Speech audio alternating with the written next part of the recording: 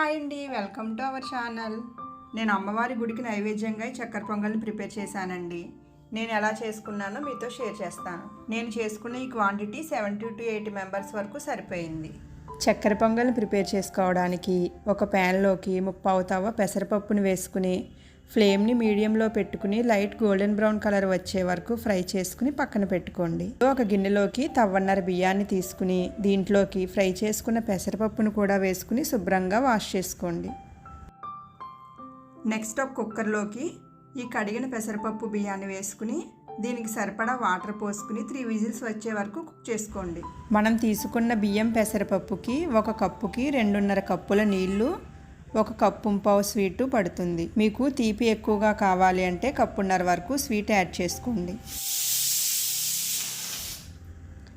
Next ఒక గిన్నెలోకి 1.5 KG బెల్లం, 1/2 కేజీ పంచదారను వేసుకుని దీంట్లోకి 1 గ్లాస్ వాటర్ యాడ్ చేసుకుని బెల్లం కరిగే వరకు కలుపుతూ కుక్ చేసుకోండి. బెల్లం పూర్తిగా కరిగి పాకం కాస్త చిక్కబడిన తర్వాత స్టవ్ ఆఫ్ చేసుకోండి. తీగ పాకం రావాల్సిన అవసరం లేదండి, మనం పట్టుకుంటే కొంచెం జిగురుగా ఉంటే సరిపోతుంది. నెక్స్ట్ దీంట్లోకి కొద్దిగా ఒక 2 చిటికెట్ల ఉప్పు వేసుకుని పాకాన్ని పక్కన పెట్టుకోండి.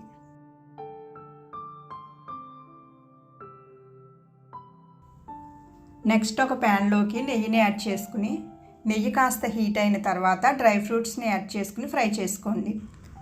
మీకు ఇష్టమైతే కొబ్బరికాయ ముక్కల్ని కూడా చిన్నగా కట్ చేసుకుని బాదం జీడిపప్పుతో కలిపి ఫ్రై చేసుకోండి. ఇవన్నీ కాస్త వేగిన తర్వాత దీంట్లోకి కిస్మిస్ని కూడా యాడ్ చేసుకుని ఫ్రై చేసుకోండి. ఇవన్నీ బాగా ఫ్రై అయిన తర్వాత స్టవ్ ఆఫ్ చేసుకుని వీటిని పక్కన పెట్టుకోండి.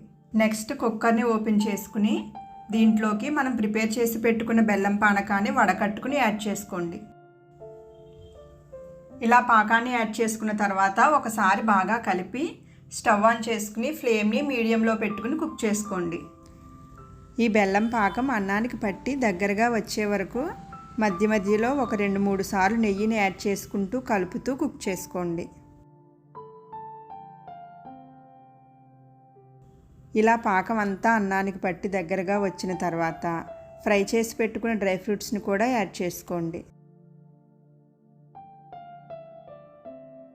ఇప్పుడు ఒక చిన్న ముక్క పచ్చికర్పూరాన్ని పొడి చేసుకుని వేసుకోండి. నెక్స్ట్ యాలకుల పొడిని కూడా వేసుకుని ఇవన్నీ బాగా కలిసేలా కలుపుకుని స్టవ్ ఆఫ్ చేసుకోండి. పచ్చికర్పూరం మాత్రం చాలా కొంచెం యాడ్ చేసుకోవాలండి.